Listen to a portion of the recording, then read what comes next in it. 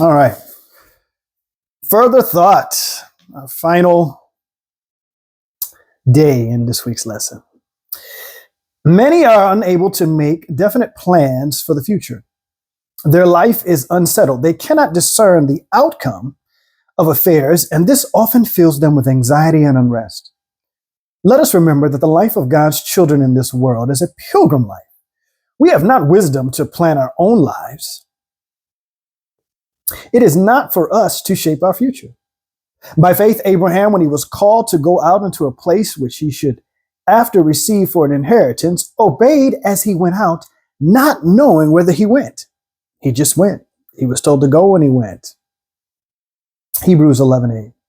Christ in his life on earth made no plans for himself. He accepted God's plans for him, and day by day the Father unfolded his plans. Christ, even Christ, did not make his own plans. Interesting. So should we depend upon God, that our lives may be the simple outworking of his will. As we commit our ways to him, he will direct our steps. Too many, in planning for a brilliant future, make an utter failure. Let God plan for you. As a little child, trust to the guidance of him who will keep the feet of his saints. 1 Samuel 2:9. God never leads his children otherwise than they would choose to be led if they could see the end from the beginning and discern the glory of the purpose which they are fulfilling as co-workers with him. Ellen White, The Ministry of Healing. Question 1. Think about the past week and list the things that you are thankful for. Might you have more to be thankful than you realize? I know I do. Dwell on the last line of Ellen White's quote above. That's a very powerful statement of faith. How can we learn to trust God in such a deep way? I'll read it again.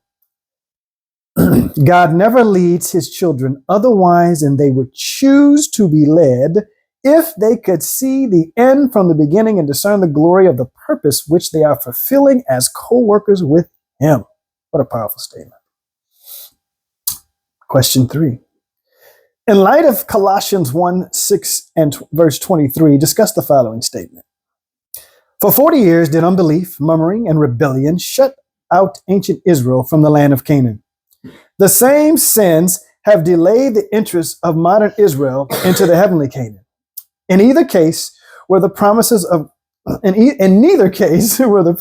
God at fault. It is the unbelief, the worldliness, unconsecration, and strife among the Lord's professed people that have kept us in this world of sin and sorrow so many years.